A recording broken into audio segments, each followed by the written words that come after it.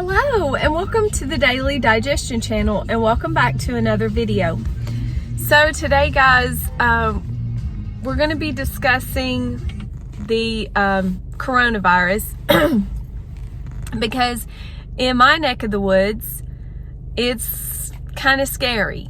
The grocery stores are, guys, it's not that I'm worried about the grocery stores running out.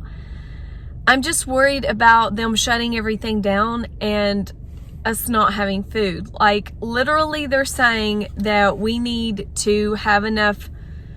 If there ever was a time to prep, guys, it's now. It's time now to be thinking about how you're going to prep. Well, for those of you who know, I eat raw foods, primarily raw foods, but I'm stocking up on some rice and beans just to have on hand. I actually have some anyway from where I was vegan before and used to eat all that stuff. So it's really not going to be that big of a deal. But meanwhile, it just seems, I'm not trying to put fear in anyone, but it's kind of scary, guys. It really is.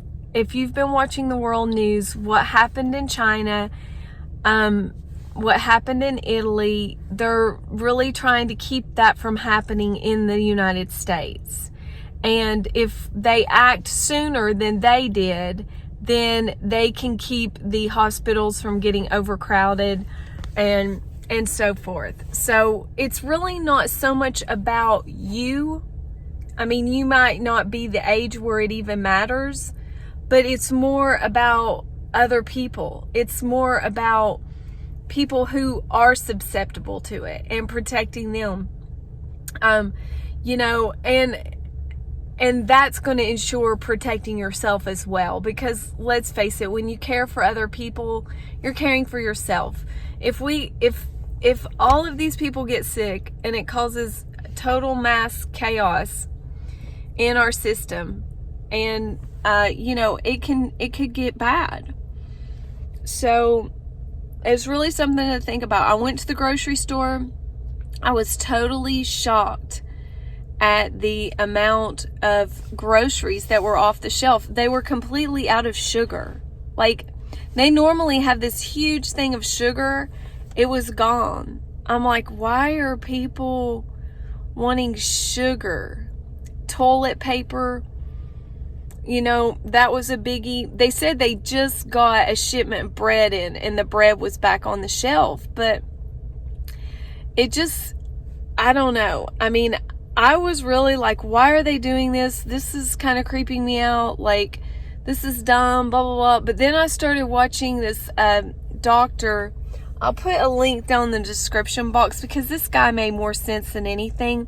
And he's from the UK, and he really did make more sense about it than I think Fox News and those other channels. They're really downplaying this because they don't want to cause mass chaos. But this is a pandemic, guys. And we have not had a pandemic in 100 years. And the people who were alive during that pandemic, they would be like 111. They're not even around to share with us on how we need to react and what we need to do. So there's a lot to this, and it is real, and it is scary. And so get some food stockpiled in your house.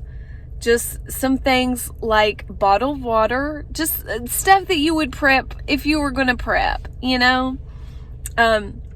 buy up some extra bottled waters, buy up some extra gallon waters, just whatever. Just have some extra stuff on hand. It never hurts to have those things extra on hand anyway.